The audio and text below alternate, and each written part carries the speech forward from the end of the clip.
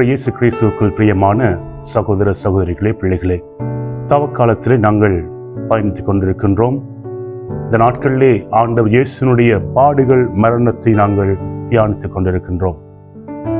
எங்களுடைய ஜெப தப ஒருத்தர் முயற்சிகள் வழியாக ஆண்டவருடைய பாடுகளை தியானிக்கின்ற நாங்கள் எங்களுடைய வாழ்வின் பாடுகளையும் தியானிக்க இந்த தவக்காலம் அழைப்பு விடுக்கின்றது. எனவே இந்த தவக்காலத்தில் நாங்கள் துன்பம் நல்லதா அல்லது அது பாவத்தின் விளைவா என்பதை குறித்து நாங்கள் சிந்திக்க அழைக்கப்படுகின்றோம். துன்பங்கள் பாவத்தின் தண்டனையாக எங்களுக்கு கொடுக்கப்படுவதாக பழைய ஏற்பாடு எங்களுக்கு பல விடயங்களை சுட்டி காட்டுவதை நாங்கள் பார்க்கிறோம். இறைவனுக்கு எதிராக நாங்கள் பாவங்களை கட்டுகின்ற போது துன்பமே எங்களுக்கு விளையும் என்பதுதான் பழைய ஏற்பாடு எங்களுக்கு கொடுக்கிற ஒரு படிப்பினையாக இருப்பதை நாங்கள் பார்க்கிறோம். பல உதாரணங்களை உங்களுக்கு விவிலிய புத்தகங்களில் நான் காட்ட விரும்புகிறேன். அந்த வகையிலே இறைவாக்கின் எரேமியா தன்னுடைய புத்தகத்திலே 40ஆம் அதிகாரம் 3ஆம் வசனத்தில் சொல்லுவார், வார்த்தையை கவனியுங்கள், ஆண்டவருக்கு எதிராக நீங்கள் பாவம் செய்துள்ளீர்கள், அவருடைய குரலுக்கு நீங்கள் செவி சாய்க்கவில்லை, ஆகவே இத்துன்பம் உங்களுக்கு நேர்ந்துள்ளது என்று இறைவாக்கினர் எசாயா அறைகூவல் விடுவதை நாங்கள் பார்க்கின்றோம். தொடக்க நூல் புத்தகம் 42ஆம் அதிகாரத்திலே படிக்கிறோம், யாக்கோப்பின் புதல்வர்கள் யோசேப்புக்கு எதிராக அவர்கள் தீங்கிழைத்து அவனை கொல்ல வேண்டும் என்று சொல்லி அவர்கள் எத்தனித்த போது, அவனை துன்புறுத்திய போது அவர்களுடைய அந்த பாவம் அவர்களை நாளுக்கு நாள் தூண்டி எழுப்பிக் கொண்டதை நாங்கள் விவிலியத்திலே படிக்கிறோம். எனவேதான் நாங்கள் தொடக்க நூல் 42ஆம் அதிகாரம் 21ஆம் வசனத்திலே படிக்கிறோம், யாக்கோப்பினுடைய புதல்வர்கள் தன் தம்பியாகிய யோசேப்புக்கு இழைத்த துன்பத்தின் விளைவாகவே தாங்கள் தண்டிக்கப்படுவதாக அவர்கள் உணர்ந்ததாக தொடக்க நூல் புத்தகம் எங்களுக்கு மிகவும் அழகாக எங்களை சொல்லுகின்றது.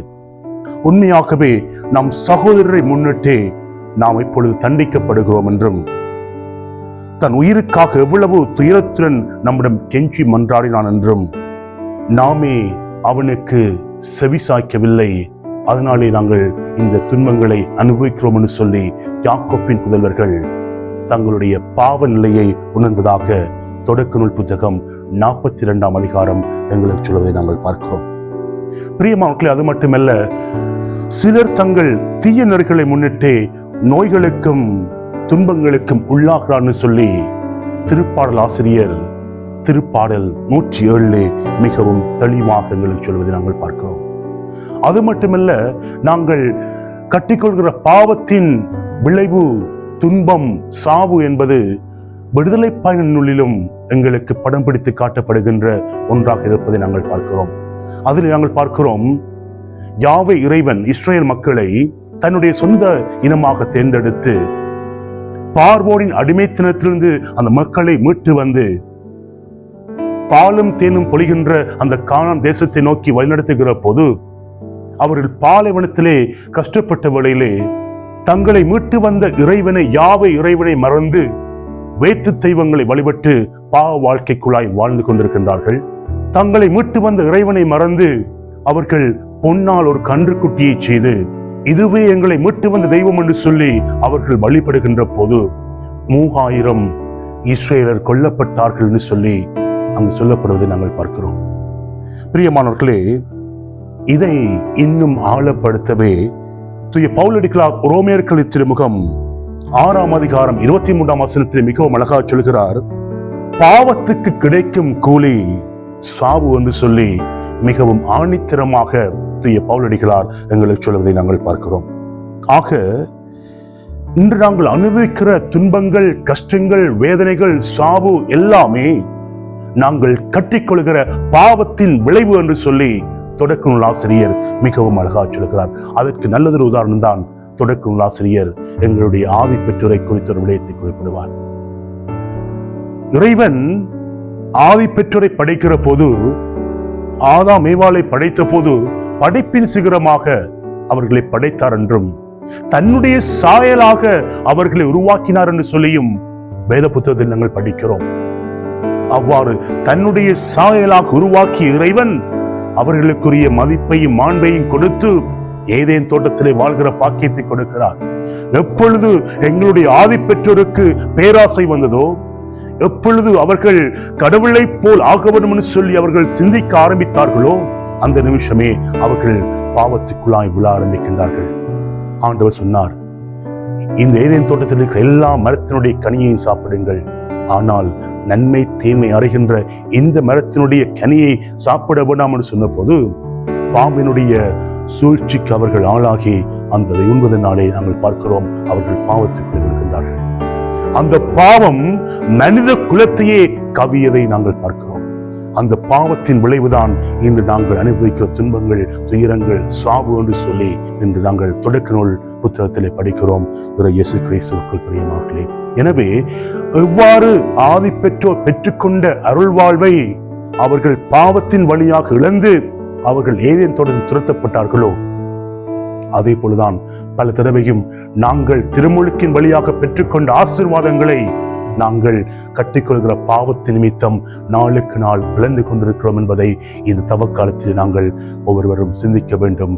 இயேசு கிறிஸ்துவுக்குள் பிரியமானவர்களே, எனவே இன்று பலரும் கேட்கிற கேள்வி, நல்லவர்களே ஏன் துன்பப்பட வேண்டும், ஏன் நல்லவர்களை கடவுள் சோதிக்கிறார் என்கிற கேள்வி இன்றும் விடை காண முடியாமல் பலருடைய மனதிலே இருப்பதை நாங்கள் பார்க்கிறோம். பழைய ஏற்பாட்டிலே ஜோபு தன்னுடைய வாழ்க்கையிலே துன்பங்களை எதிர்கொண்ட போது விடை காண எத்தனித்து போராடி கொண்டிருந்தார். ஆண்டவருடைய பார்வையிலே நீதிமானாக இருந்த ஜோபு பலவற்றை இழக்க நேர்ந்தது, வாழ்விலே பல துன்பங்களை சந்திக்க நேர்ந்தது. அவரும் போராடினார். ஏன் நல்லவர்கள் துன்பப்பட வேண்டும் என்பதற்கு விடை காண எத்தனித்த ஒரு போராட்டமாகவே இருப்பதை நாங்கள் பார்க்கிறோம். ஆனால் ஜோபுவால் இறைவனுடைய நீதிமானாக இருந்த போதிலும் அந்த கேள்விக்கான விடையை கண்டுபிடிக்க முடியவில்லை. ஆனால் நம் ஆண்டவர் இயேசு கிறிஸ்து ஏன் நல்லவர்கள் துன்பப்பட வேண்டும், துன்பமும் நல்லதே என்பதை அவர் தன்னுடைய வாழ்வின் வழியாக, அவருடைய போதையின் வழியாக எங்களுக்கு கொடுத்ததை நாங்கள் மறந்துவிடக் கூடாது. இயேசு கிறிஸ்துவுக்கு பிரியமானவர்களே, இயேசு ஆண்டவர் நாங்கள் மீட்பு பெற வேண்டும் என்பதற்காகவே அவர் சிலுவை சாவை ஏற்றுக்கொண்டார் என்று சொல்லி யோவான் மிகவும் தெளிவாக அழகாக தன்னுடைய நற்செய்தியிலே பதிவு செய்வதை நாங்கள் பார்க்கின்றோம்.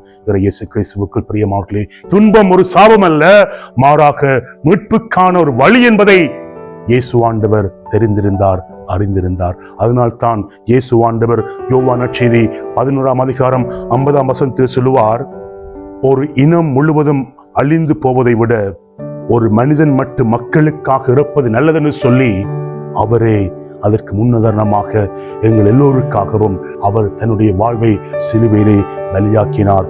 இயேசு கிறிஸ்துவுக்குள் பிரியமானவர்களே, பாருங்கள், அதுவரை அவமானத்தின் சின்னமாக இருந்த சிலுவை இயேசு அதிலே மரித்ததினாலே அது கடவுளுடைய வல்லமையும் ஞானமுமாய் மாறியதென்று சொல்லி தூய பவுல் அடிகளார் கொரிந்தியருக்கு முதல் திருமுகம் 1ஆம் அதிகாரம் 24ஆம் வசனத்திலே மிகவும் தெளிவாக கூறுகின்றார்.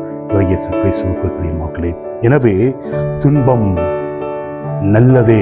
காரணம், ஒரு கிறிஸ்தவனாக, ஒரு கிறிஸ்தவளாக நாங்கள் நாளுக்கு நாள் துன்பத்தை அனுபவிக்கிற போது எங்களின் வழியாக ஆண்டவர் மாட்சிப்படுத்தப்படுகிறார்.